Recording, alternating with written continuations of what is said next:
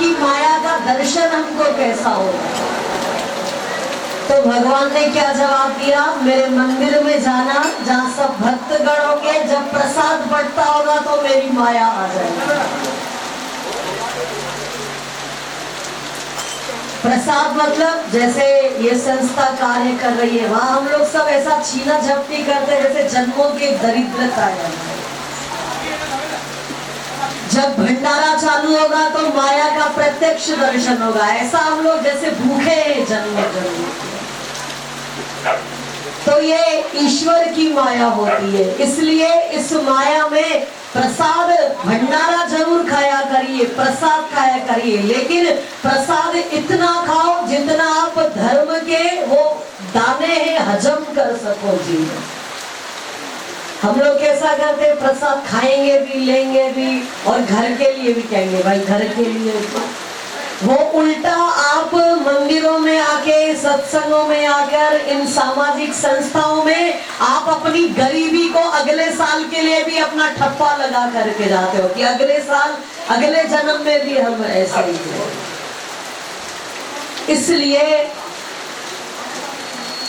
चूंकि आप बुरा नहीं मानना, जो धर्म की एक व्याख्या है, नीति के पूर्ण जो बात है वो बताना मेरा कर्तव्य है। बाकी आप दो ना ले, 4 ले, किसके लिए भी ले, हमारा इससे कोई भी मतलब नहीं। लेकिन नीति ये कहती है जितना आप धर्म का पैसा हजम कर सको उतना ही आप धर्म का लिया करो, वरना मंदिर सेवा देने के लिए है, सेवाएं लेने के लिए मंदिर है।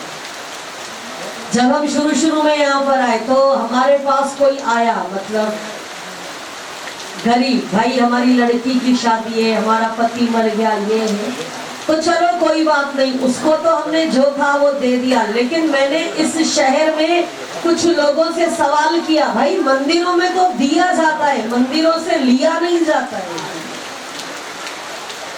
ये काम नेताओं का है। लेकिन यहाँ क्या है, तो यहाँ के लोगों ने कहा यहाँ के नेता इतना नहीं देते जितना मंदिर वाले हमको।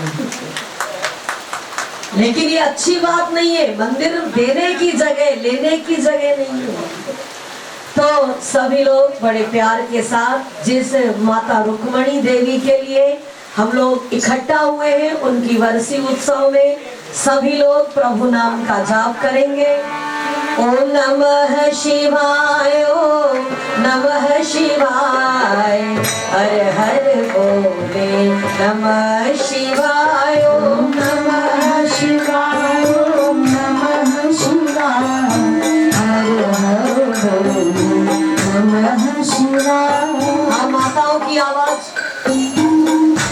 माताओं की आवाज, केवल लेने आप नहीं लाए, भजन भी करो जीवन, सब भजन करो, सब समझती सब लोग हैं, लेकिन ऐसे बैठे कि भजन करो सब लोग। ओम नमः शिवाय, ओम नमः शिवाय,